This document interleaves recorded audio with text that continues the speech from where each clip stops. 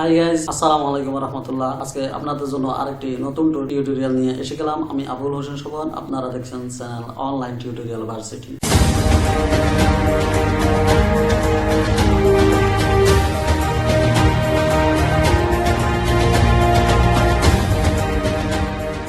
তো আজকের টিউটোরিয়ালের মূল বিষয় হচ্ছে কিভাবে আপনার উৎসব ভাতা iBAS ওয়েবসাইটে কিভাবে সাবমিট দেবেন, কিভাবে এন্ট্রি করবেন, তো এবং কি উৎসব ভাতার যাবতীয় বিল পেপার সফট কপি সংগ্রহ করে কিভাবে প্রিন্ট করে হার্ড কপি অ্যাকাউন্টস অফিসে জমা দেবেন, সেটাই আজকের টিউটোরিয়ালে দেখতে পাবেন। তো আমরা মূল টিউটোরিয়াল দেখানোর জন্য ব্রাউজারে প্রবেশ করতেছি। আমরা ক্রোম ব্রাউজারে যাচ্ছি। তো আমি লগইন সিস্টেমটা আপনাদেরকে দেখালাম না, তো আমরা iBAS এর ওয়েবসাইটে এসে গেলাম। লগইন করার পর 3 নাম্বার পেজ, এটা বাজেট এক্সিকিউশনে ক্লিক করার পর অনলাইন পেবিলে আমরা ক্লিক করব। অনলাইন পেবিলে ক্লিক করার পর আমরা একদম নিচে দেখতে পাবো স্টাফ ফেস্টিভ্যাল বিল এন্ট্রি। এই পেজে আসার পর আমরা এখান থেকে অর্থ বছরটা সিলেক্ট করে দেব। তারপর আপনি কোন ভাতাটা নিতে চাচ্ছেন, যেমন ঈদ উল ফিতর ভাতাগুলো যে ধর্মের সেই ধর্মের নিয়ে নেবেন। যখন টাইম আসে তখন, এখন ঈদ উল ফিতরের টাইম, আমরা এটা ক্লিক করলাম। তো ডিডিও এখানে অটোমেটিক সিলেক্ট থাকবে, GoB সিলেক্ট থাকবে, আর আপনি কাদের উৎসব ভাতা আপনি পাস করবেন। তো এখানে অবশ্যই হিন্দু থাকে কেউ, তাহলে আপনি ইনপুট দিতে পারবেন না, তাদেরকে গ্রুপ থেকে আগে সরাতে হবে। এখানে একজন হিন্দু আছে, আমি দেখাচ্ছি। এটা দেখানোর জন্য আমরা এখানে বিল গ্রুপ হিসাবে আমরা যাচ্ছি। যাওয়ার পর এখানে যে অফিসার থেকে আমরা একজন কর্মচারীকে আমরা এখান থেকে সরাবো। সেটা সরানোর জন্য আমরা এখানে যাব, এই যে ম্যানেজ স্টাফে আসার পর আমরা এখানে GoB স্টাফ, ঠিক আছে, ওই হিন্দু কর্মচারী যিনি, তার আমরা এনআইডিটা, এখানে এনআইডি নাম্বারটা আমরা ইনপুট করে দিলাম। তারপর এখানে সিলেক্ট করব না, কিছু সার্চ করব। সার্চ করার পর আমরা এই যে উনি অফিস স্টাফ গ্রুপে আছে, এখানে এই যে নাম আছে অফিস স্টাফ গ্রুপ থেকে আমরা ওকে সরায় রাখবো। এই যে 3 ডট আছে, এখানে দিলে অটোমেটিক গ্রুপ বিন থাকবেন উনি। তো এটা করতেছি এই জন্য, উনি উৎসব ভাতাটা ঈদ উল ফিতরের পাবেন না, সেই জন্য। তো এটা সেভ দিলাম। সেভ দেওয়ার পর উনি আর গ্রুপের মধ্যে রইলেন না। এখন আমরা ওই যে উৎসব ভাতাটার জন্য আমরা স্টাফ ফেস্টিভ্যাল বিল এন্ট্রিতে যাবো। আবার এখানে আসার পর আমরা অর্থ বছর সিলেক্ট করব, তারপরে ঈদ উল ফিতর সিলেক্ট করব, তারপর ডিডিইউ, ঠিক আছে, তারপর এখানে আমি GoB স্টাফ, ঠিক আছে, তারপর এই স্টাফ সিলেক্ট করব, তারপর আমি গোতে যাব।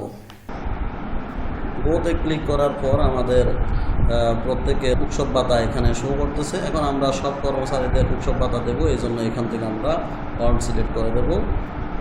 আর আপনার অফিসে যদি কোনো হিন্দু কর্মচারী থাকে বা অন্যান্য ধর্মাবলম্বী থাকে, তখন তাকে তো আর ঈদ বোনাস দিতে পারবেন না, সেজন্য দুটো সিস্টেমে তাকে ঈদ বোনাস থেকে বাদ দেওয়া যাবে। প্রথম সিস্টেম কিছুক্ষণ আগেই দেখালাম, এই যে গ্রুপ থেকে তাকে বাদ দিয়ে।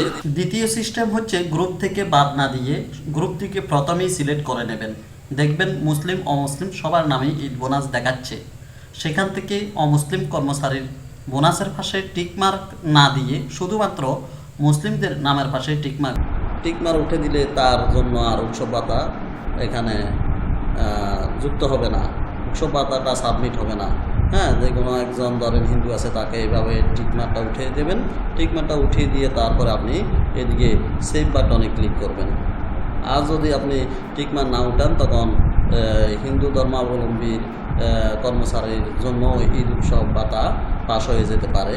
এখানে যেহেতু সব কর্মচারীর নামেই মুসলিম, তো আমরা সবার জন্য উৎসব ভাতা ঈদ উল ফিতরের পাস করবো, এই জন্য অলে ক্লিক করলাম। অলে ক্লিক করলে সবার জন্য টিকমার্ক হয়ে যাবে। তো এখন দেখুন, আমি একজনকে বাদ দিলে টাকার পরিমাণটা কমে যাচ্ছে। এই যে এখানে দেখুন, খেয়াল করুন, এই টাকাটা চেঞ্জ হয়ে যাবে। একজনকে বাদ দিলে টাকার অ্যামাউন্টটা কমে যাবে। আবার আমি সবাইকে যুক্ত করলে এখানে টাকাটা আবার ফিগারটা বেড়ে যাবে। দেখুন, এই যে বেড়ে গেছে। তো বুঝতে পারছেন। তাহলে আমরা সেভে ক্লিক করব, তারপরে ইয়েস, সেভ ইনফরমেশন ইয়েসে দেব। ইয়েসে দেওয়ার পর ইনফরমেশন সেভড সাকসেসফুলি, ওকে। তারপরে আমরা সাবমিটে যাব। এই যে স্টাফ ফেস্টিভ্যাল বিল এন্ট্রির পরে আমরা এমপ্লয়ি পেয়েবিল সাবমিশনে যাব। এমপ্লয়ি পেয়েবিল সাবমিশনে আসার পর এখানে অর্থ বছরটা আমরা সিলেক্ট করব। তারপরে মান্থ অফ অ্যাকাউন্টিংটা আমরা সিলেক্ট করব। অ্যাকাউন্টিং মান্থ হচ্ছে এপ্রিল।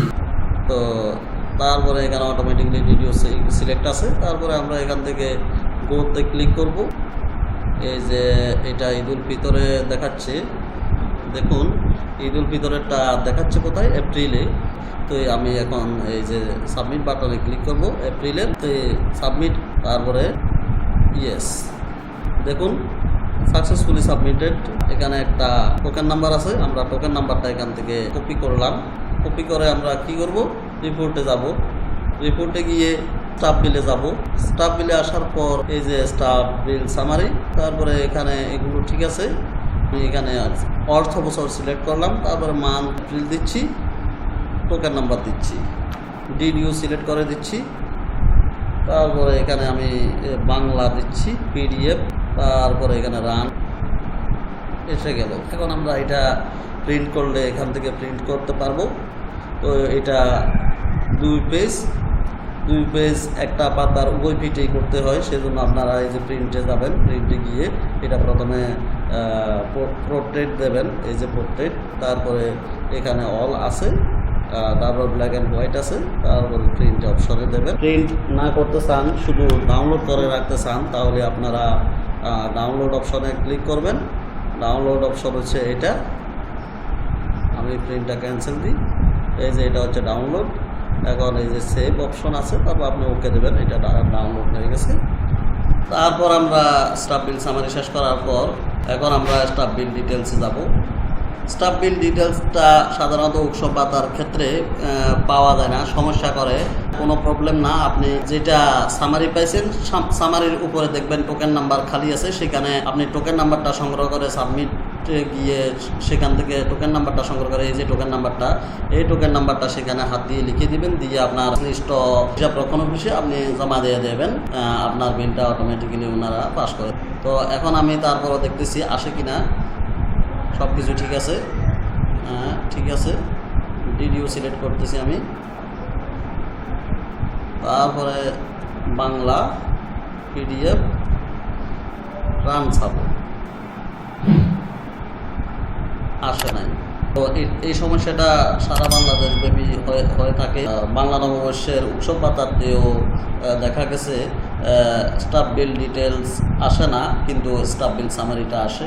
এখন ঈদ উৎসব ভাতার ক্ষেত্রেও তাই হলো।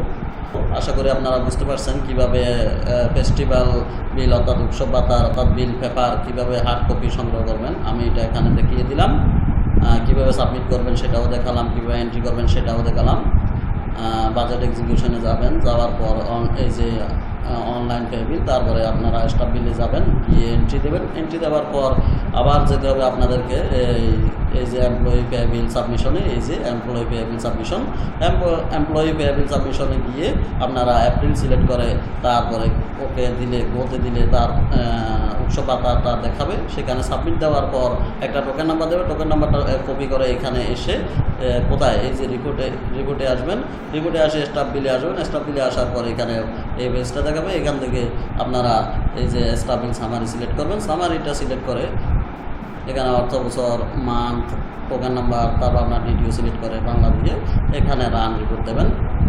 অটোমেটিক্যালি আপনার স্টাফ বিল সামারিটা চলে আসবে। আর ডিটেলসটা পাওয়া যায় না উৎসব ভাতার ক্ষেত্রে, সার্ভারে সম্ভবত সমস্যা করে। তো আজকের টিউটোরিয়াল এখানে শেষ করছি। ভালো থাকবেন, সুস্থ থাকবেন। আসসালামু আলাইকুম ওয়া রাহমাতুল্লাহ।